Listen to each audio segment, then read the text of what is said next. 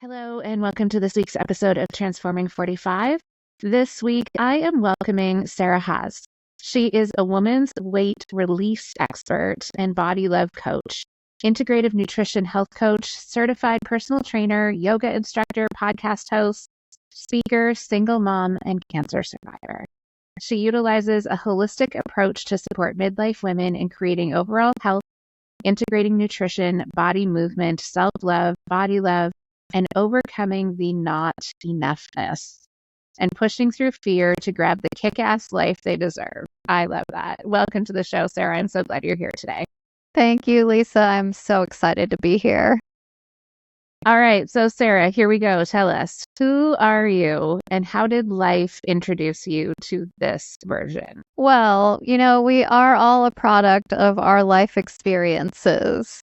And, they start from day one, from how you grow up, and it just goes on from there, right? So I live in East Tennessee, and I grew up here, moved here when I was 5 from California, and was very much the rural Appalachia. We did not even have running water. We lived in a cabin on a mountain. We grew our own gardens. We didn't have a car. So my upbringing was not typical, I guess you could say. But I think anyone's challenges make them stronger and make them who they are and make them resilient. And that's been what I think has the way that I have lived my life from then on. Like you said, I'm a single mom. I got divorced in my 40s after being married 17 years. I have 2 kids, one of which is a type 1 diabetic, my son, who's 18 now. But he was diagnosed when he was only 6. He was in kindergarten. And prior to that, I had a whole different career. I'm in women's nutrition now and fitness and empowerment. But that was my old life, more of a corporate job. I was in marketing and graphic design. And when my son got diagnosed, that was just devastating, absolutely terrifying. Anyone who's a mom knows when you get a diagnosis for one of your kids, you would take it 100 times over having them have to have that. But here he is, 6 years old, perfectly healthy. We were living fairly well, eating pretty healthy, not perfect.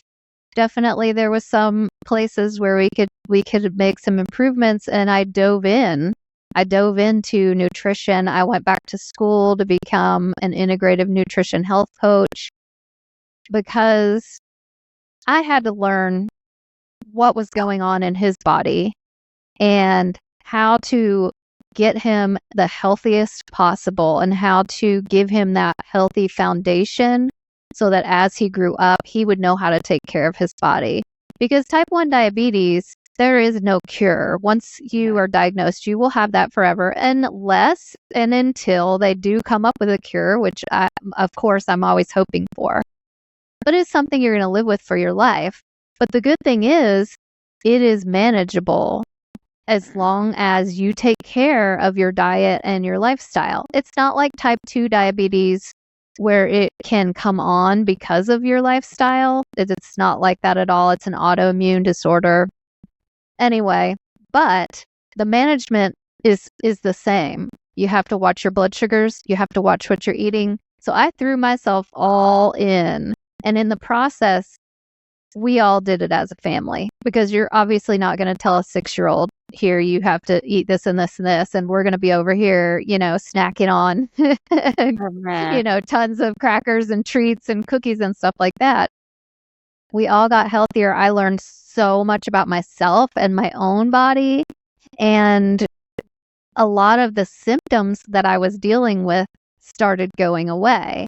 Not sleeping well, being tired all the time. I had a little extra weight. I was able to release that, and just mentally having a more clear mind and having more enthusiasm and energy. And the way that we made our changes was so practical. it was so doable and just logical because it had to be family friendly, right? Kids are not just going to eat, quote, diet food or just everything, all the things. So it was very realistic and doable, and we did it in a gradual way. And I decided, you know what? Like, if I can do this, I can teach this. This is something that women, especially, moms, because we're generally the ones feeding our families, can do. And that's why I went into the work that I did. And that's why I'm so passionate about it, because there's a lot of misinformation out there. There's all these fad diets. Everybody wants to lose weight, but they're doing these quick fixes. They're doing the medicines and all the no carb, no fat, all of that. And so I can break through all that. And that's what I do with my clients. We set like a realistic path toward health and wellness. But then life threw me another little curveball. When I was in my late 40s, I was diagnosed with stage 2 breast cancer. And that came out of nowhere because I never in a million years imagined I would get cancer. Me, who was exercising almost every day, who was eating clean and eating lots of vegetables. But sometimes cancer does not discriminate. Sometimes you don't know why something happens. I didn't have family history, so it came out of nowhere, and I was young. I was way on the young side. Mm. And suddenly I'm faced with chemotherapy. I had 20 rounds. I had 25 rounds of radiation. I had a double mastectomy plus 2 or maybe even 3. Gosh, I can hardly remember now. Reconstructive surgeries. It was just one thing after another for 2 years, just hounding me with one treatment after another, chemicals. My body changed. My mind changed. It was such a transformative experience. If I could go back, would I do it again? I don't know, because it was pretty rough. I'll say that. I wish I could learn my lessons in an easier way, but that's not always the case. That's not always what the divine, the universe has in store for you. And I've always believed that everything we experience happens for a reason. It's not random. And I don't know why that was my path, but it changed me profoundly. For one thing, I suddenly had time to focus on myself. I was working, I was exercising, I was taking care of 2 kids as a single mom, running ragged, really. I was doing a lot right, but then I was also neglecting self-care in a lot of ways. So I have a good year of downtime. I worked a little bit and I slept a lot. One of the biggest side effects of going through cancer treatments is fatigue. And that's not talked about as much as, the nausea and losing your hair and that kind of thing, which I did experience, but it's a bone tired. And all I could do was rest. And it gave me a lot of time to think. And also being faced with your own mortality really makes you start taking stock of what you've been doing, how you've been doing it, how you want to live your life. And one of the things, besides the self-care and the stress reduction that came through, was my own body image and my own feelings about myself. Always had a negative body image from the teen years on. And a negative self-image in general. When you grow up very poor, there's a lot of shame involved, and you don't have the clothes that other kids have, and you don't have a nice car or a nice house, and a lot of that you internalize as, I'm not good enough. Even though it's completely out of your control and has nothing to do with you as a person. When you're an adolescent and a teen, you always feel like it's you. There's something wrong with you, and you have to try harder and do more and be more in order to be liked and accepted and loved. So for me, that looked like being a perfectionist. That looked like I have to make straight A's. I have to be thin. I have to be pretty. I have to be nice to everyone. I cannot offend or, show anger or, and every duck has to be in a row. And I carried that with me through my adult years with my career and with my body image and the way I was pushing and forcing. And then being in the health and wellness space didn't make that much easier because you're being judged. You're out there, your people are looking to you as an example of health. And that just put like extra pressure on me.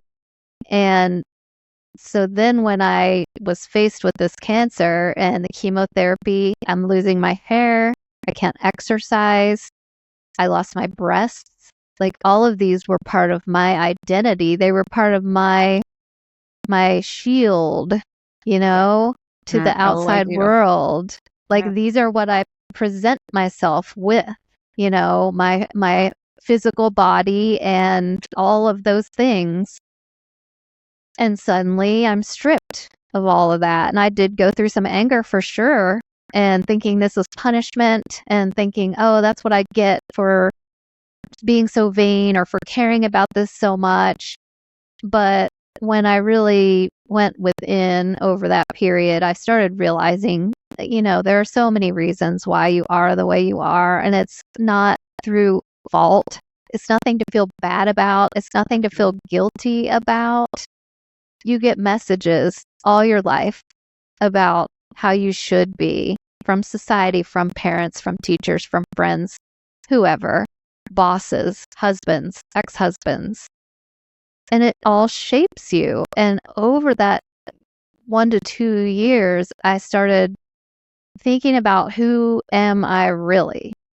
What am I meant to be here to do? I always knew I was meant to be a mom, and I will always be the most proud of that as anything. But who am I spending my time with? What am I prioritizing? And then coming through to the other side, which I've been cancer-free, by the way, for 4 years now. So I'm just thrilled. Yes. And I've rebuilt my health. I rebuilt my health from the ground up, really. I had to start walking slowly, start doing yoga, after all the surgeries, I didn't have much range of motion. I had no strength. So I built myself back from the ground up. And now I'm physically changed. I had a double mastectomy reconstruction. I have lots of scars. I have radiated skin. I have a scar from my chemotherapy port. I am not physically, obviously I'm not mentally and emotionally, but I'm also not physically what I was before. And if you had told me 4 years ago what I would be going through and what my body would go through, I would have been horrified, terrified. It would have been unthinkable. The fact that I was able to withstand all of those treatments, come through healthy and thriving on the other side, and rebuild my strength and my health is a huge testament to the power of your body and what it's really there for. And yes, we all want to look our best. There's nothing wrong with that. There's nothing wrong with wanting to feel nice in your clothes and wearing makeup and all of those things. There's nothing wrong with that. I don't in any way mean to say that women shouldn't want to put their best foot forward, shouldn't want to release excess weight if they have it, because we do want to feel good, and that's fine. That's normal. Even animals in the wild puff themselves up and dress themselves up and make their nest pretty. That's a basic living organism condition. But trying to be perfect, trying to make that what everybody sees about you first being the most important, I realized that's not what's important. my body's incredible. It's resilient. It works so hard for me. And I wrote, before my mastectomy, I wrote a farewell letter to my boobs, and I posted it. It's on my blog, on my website. And it wasn't, before, this is very, very deep, very personal, but we all don't feel great about our bodies, and we all want to look at it and go, oh, it could be better. Now I've had 2 kids and da da da da, they're not what they used to be. But then when you realize was your femininity, these breasts nursed my babies, it's sexual. It's when you're coming into being a woman and going through puberty, that's part of the beauty that unfolds. And so looking at them in a negative light is ridiculous. Same thing with your stomach. Everybody hates their stomach, says, oh, I'm too fat, I have all this belly fat, blah, blah, blah, blah. But your stomach digests your food. In a lot of cases, it carried your babies. I have a scar from a C-section, which saved my son's life, right? We have stretch marks from what we've gone through. And now I have a lot of scars, and I don't look the way I used to. But look what that says about me. Look what those scars, those wrinkles, those stretch marks say about you, and what strength you have, and what a warrior you are. And your body is just always trying to do the best for you. It's always taking you where you need to go. It's literally putting one step in front of the other. It gets you to work every day. It gets you out and moving and into the world, and your legs power you and hold you and carry you. Your arms allow you to do your work and do things at home and hold babies and give people hugs. So the cosmetics of it all aren't what your body is. And it's really hard to understand that. But now looking back objectively, I don't look as good as I did going in, but I love my body more because of what I went through. And so that has really fueled the way that I work with and coach women, because most of us, let's face it, have terrible body image, and we just want to hate on our bodies and hate on ourselves. Yeah, it is. Thank you. Thank you for sharing those elements of your story. They're really powerful, all of the experiences and the insights that you've had. And I just last week interviewed a woman. Her name's Beth Knight. Her episode just before yours, actually. And she's an artist, and she paints very realistic portraits. And she started with herself. And so she painted these nudes of herself and actually put them in the London Underground in the tube stations, which is pretty amazing. But the thing that I loved, because she was also talking about this, about the was lack of self-worth, of hating our bodies. And she said, but the thing is that when I went to paint myself, I would have to spend hours looking at my hand and my arm and recreating it. It's like when you spend that much time observing something, it's impossible to hate it, because you start recognizing the incredibleness of what that hand is, of all the detail that exists in that hand, of the color variations, and how beautiful it is when you express it on a canvas.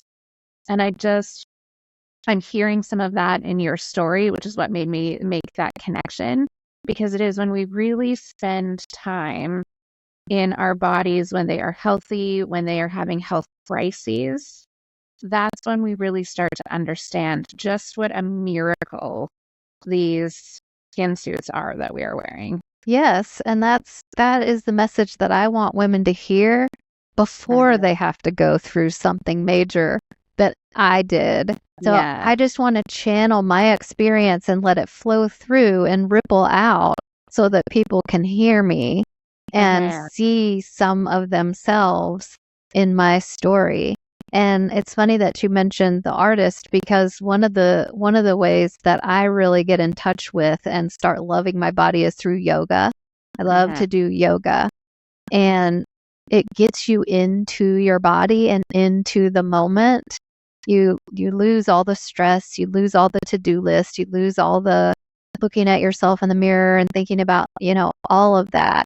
And giving each little muscle, each little body part a stretch or a hug or strengthening helps you tap in and start loving it more. And the same thing with self-care, because your body hears what you say to it, and it also feels how you treat it. So let's say you take a hot bath, or you go get a foot massage, or you do dry brushing. All of those things allow you to pour love into your little individual body parts. Just giving yourself a little hand rub and noticing each finger when you're sitting there watching TV. Any time, especially with these the body parts that we don't give a lot of attention to, like our feet and our hands. All of that puts you in touch with your different parts and helps you appreciate them, and it absorbs that love that you're sending it, and your body will respond in a positive way. Your stress level is going to go down. You're going to rest better. You're going to be in a better mood. You're going to have less anxiety. Cortisol levels go down. So it's kind of amazing how treating your body well mentally and physically helps you love your body more. It's kind of like fake it till you make it. Yeah. Because it's hard to figure out how to start loving your body. It is, and it's one of the main questions that people will ask me. I'm sure you're in the same position. And we're in a time now also where I feel like the term self-love has kind of gotten the eye roll that goes along with it. And it is what I'm hearing in your words is the action, right? It is the actual action that we take. Like, we can talk about self-love till we're blue in the face, but it's not the word, it's not that, like, it's not the concept, it is the actual action of it. And that it can be something as simple as just pouring a little bit of love, just rubbing your own hand, holding your own hand, right? Like, it can be that simple. And it is, I almost feel like it is in the simplicity that there is real true connection back to the self in those very simple moments. Just recently someone also asked me, like, how do I keep energy moving in my body? And I was trying to think about the best way to give someone this advice. And at the end of my thought process, I was like, it's just about breath. Like, that's all. It's as simple and as complicated as that. It's just stand with your bare feet on the ground if you can and breathe. And just be and present to your body. Yeah. And that is the best starting point, because like you said, self-love has kind of gotten cliche, and everybody's saying, oh, build self-love. And then when women come to me, they're kind of like, what is that even? Like, and I remember when I was sort of looking into that, I was like, okay, how do I know if I love myself? Like, what, I guess I do, I don't know. And one of the things is, are you treating your body like you love it? Are you giving it care? Are you feeding it well? Are you sleeping and resting when you need to? And are you doing little things that, like, you could just rub some essential oils on? It can be so simple, and that's such a good starting point. Yeah. And then the next thing is the mental piece, the mindset piece, which is harder. It's harder. But I read a sign. I just wanted to ask, because it really it connects to the mindset piece. But what I wanted to ask was, do you remember a time when you did love yourself? When you did know your value and your worth? Not much. No. Yeah. Over the years, it's until now. and I feel like that's a gift of midlife and I'm in my 50s now. And I think that your life experience and doing your work and transforming, I feel like this is our time because now we can finally look back, because I definitely didn't love myself in my teen years. I didn't love myself in college. I didn't love myself when I was young and married, and when I had young kids. I was always raising the bar and never feeling like I could be good enough. Yeah. I always just wonder about this because I know that we come in as love, right? And I remember being little and thinking that I was just amazing. That's true. Now that you point that out. Yes. Yeah. Like I have memory of that, of being little and being like, I am amazing. You go, look at me. Look at what I can do. Look at how I can like interact with other people and talk. Like I have that memory. And then I remember some of the events. Obviously, I'm not going to remember them all because there's many in the lives of women that start telling them that they aren't enough. But I remember very clearly those moments or experiences of like, oh, what do you mean I'm maybe not as amazing as I think I am? And then how that changes your mindset. That's so true. Yeah, I'm glad that you said that, because when you asked me that question, I immediately go back to adolescence and teen years. But really looking at, before that, I was outdoors all the time. I ran, I played, I swam, I did all the things, and I felt great about myself. I felt great in my body. You feel awesome when you jump over something high, or you're proud of yourself when you're little and you learn a new skill. And it's really a societal thing that you start getting those messages that you need to be better or you're not good enough. And we compare ourselves and we take in these little tiny negative messages that come from here, that come from there, these little places. And then we hold on to that, and it grows and it magnifies over the years. And I'm so glad that I've come to that realization. Of course, I wouldn't want to go through cancer again, but there were some definite gifts that it gave me. And one of those is the way that I feel about myself now. Which is really beautiful. And like you were saying earlier, it is the gift of this phase of life. It is the gift of this stage of womanhood. And I feel like this is a question I want to ask people all the time now, that like, do you remember a time when? Because it is a reclamation, right? We have the opportunity now to reclaim that child who knew she was a total badass, the most amazing human, and bring that child up to now. Be like, okay, we are going to be this again, because that feels really good. That's so true. That's so true. And I agree with that. Now that we're in this stage, that's a huge gift, because if you think about it, if you look around at the other women that you can see their amazingness.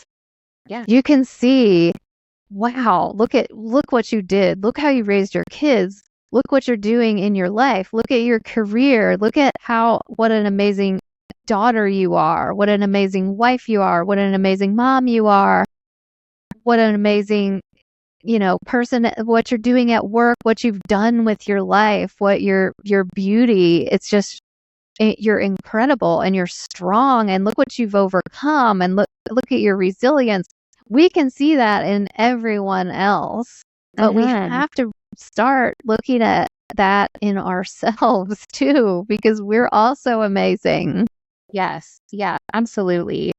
And that is why community is so important at always, right? It is one of the things that we are losing in our society, but I do feel like the tide is starting to turn again, where we're realizing just how much we need other people in our lives to reflect back when you are having a moment where you're like, what is this all about? Being able to have someone there to reflect back to you. No, look at how incredible you are. Like, I will hold this for you until you can feel it inside yourself again. Yeah. And that is the beauty of community. Oh yeah, it is the beauty of community, and also finding other people who are owning themselves and modeling after them instead of looking at Instagram and trying to compare yourself and try to be better. But I look at my mom and a lot of the women that she surrounds herself with, who are incredible, strong women who have been through life. And they're at the next phase, they're in their 70s and 80s. And now I can see, oh my gosh, like, look how amazing they are. I want to be like her. Yeah, absolutely. The other thing I wanted to talk about is with you is something that I find really challenging to talk about. And it is the question of, or the ideas around weight, right? And how that, oh God, I don't even have the words because it's so complex, right? Like, this is a conversation that is so complex. But what I was thinking when you were telling your story is, I wonder if we come at it from a perspective that isn't necessarily helpful. But if we were able to come to it, and it's what I was hearing in your words, from the place of, how do I want my body to function? Right? Like, that is actually what it's about. And the weight element is so hard because there's so much shame around it, especially at this phase of life when our bodies are shifting and changing again. What I am interested in hearing your perspective on is how that mindset shift can help when you really are coming at it from a place of, how do I want my body to function, and how do I feel the most helpful I possibly can? Yeah, and I actually get this question a lot because, and my professional title is Women's Weight Release and Body Love. And sometimes people feel like those two are in opposition. Like, how can you say body love if you're saying we need to lose weight? And you're right, it is so complex. And it's about the weight is not the problem. The weight is a symptom that you're out of balance somewhere. It may just be that you don't know what and how to eat. It may be that you are coping with life, with food in some way. It may be that you were raised eating a certain way and now but excess weight is not your body's natural state. Animals out in the wild are not overweight. Domesticated animals are sometimes, but your natural state is to be at a healthy weight. And so it's something that we feel so much shame around. And I will see women who are incredible, amazing, successful women, and they don't feel that way because they have so much shame around their weight. And if you look at it as, okay, this is a symptom and we just need to get to the root of the issue. What is it that I need? Do I need the education so I understand how to fuel my body? Do I need to understand negative patterns that are coming up? Am I coping with life, with food? Did I grow up doing that? A lot of the women I work with have had trauma. Well, everyone's had some kind of trauma. There's a big spectrum, but I see a lot of sexual abuse, emotional abuse, maybe alcoholism in the family, or mental illness with the parents, or absent parents, or extremely strict parents. There's a whole lot of things that we go through when we're young. And a lot of times food is a comfort. Food is the answer. Food is the way that we survive, because we all have to survive. And we come up with these coping mechanisms, and then it keeps repeating itself in your life. And then it's not serving you anymore. And you have the tools now, but you didn't have them back then. And so the shame needs to go away, because the women I work with have been desperately trying to release the weight off and on their whole life. So it's not a moral failing. It's not a failure on your part. It doesn't mean you aren't trying. It doesn't, we have all these misconceptions, and the society's telling us, oh, well, I don't understand why you don't just stop eating, or you're lazy, or whatever. And then we take that in and we think, oh, that's who we are. And it's so not true. It's a million times not true. And there's all kinds of reasons. The food supply is crap. The advertising, it's more expensive to eat well. I mean, there's so many reasons out there that we're carrying extra weight. But another thing is, I don't know if you've seen the Barbie movie, but America Ferrera had a speech in there, a little monologue. And one of the things that she said that really stood out to me was, we want to be skinny, but we're not allowed to say we want to be skinny. We have to say we just want to be healthy. And that's true. Now we are so stuck between a rock and a hard place, because we're told by society we should be a certain weight, and we're feeling extreme shame if we're not. Yet now, if you say, I want to change my body, I want to look good, then that's considered vain or superficial or something. So you have to say it as, I just want to be healthy, when both can be true. You do want to be healthy. You do want to treat your body well. You do also want to be able to do all the things you want to do. You want to be mobile and strong and be able to hike, be able to take trips. And you want to feel nice in your body. You want to feel comfortable in your body. Most of the time when I ask people, what is your goal? It used to be, it was always a number. Now they'll say to me, honestly, I just want to feel good in my body. And that means a lot of different things. It doesn't just mean you want to look nice, but that's part of it. But it also means you want to feel ease throughout your day. You don't want your clothes to be tight and uncomfortable. You want to slip them on and have them feel good and comfortable, and be able to just move about your day confidently and comfortably. Yes. And I love what you just said there about it being about wanting to feel good in my body, and that doesn't have a number or attached to it, right? Because depending on our lived reality and the physicality of our body, there isn't one size that is this is where you're going to feel good in your body, right?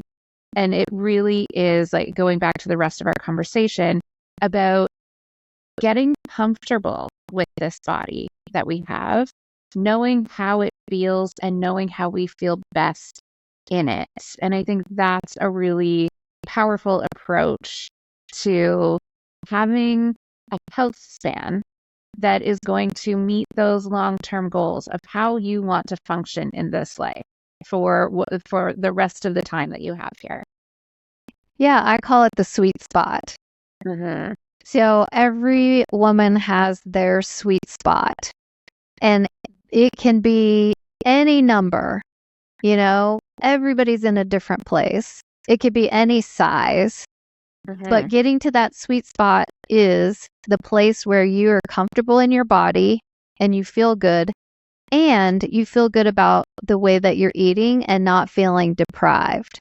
Because if you want to say, oh, I'm not going to be happy till I'm supermodel thin, you're also not going to be happy with the way that you have to deprive yourself and go hungry and not enjoy some of the indulgences that we all are going to have some chocolate cake sometimes. We're all going to go out and eat Mexican food sometimes. Yes. And you're not going to be happy when you get there. You are not. You're not going to be happy. Comes from. That is not a sweet spot. That is also out of balance. That is not naturally how our bodies are supposed to look. That's not the natural state. Maybe for 1 in 100, that is their natural state, and that's perfect. That's fine. But for most of us, we just need to find where we are. And a lot of women don't know. They'll say, well, what should my goal be? You know, where do I want to be? And I say, comfortable in your body, happy with the way you're eating and not feeling hangry and deprived and like you can't have this and can't have that. And also your numbers, your blood sugar, your cholesterol, your heart health in line. Because that's the signal that something's still out of balance. If you're having these issues, if you're pre-diabetic, then something's going on. And it doesn't matter what the number is, but you need to address that specific issue. And when we can get to that sweet spot, and sometimes the sweet spot isn't the perfect body, but who's ever perfect, you know? Right. Yes. Yeah. And it's just being happy in it and your body being able to be strong and live long and be healthy. Yes. And this feels like a really sweet spot to wrap up this conversation with that idea. So thank you so much, Sarah. This was a really heartfelt conversation. Thank you for sharing all of your experiences and your wisdom. Absolutely. Thank you so much for having me.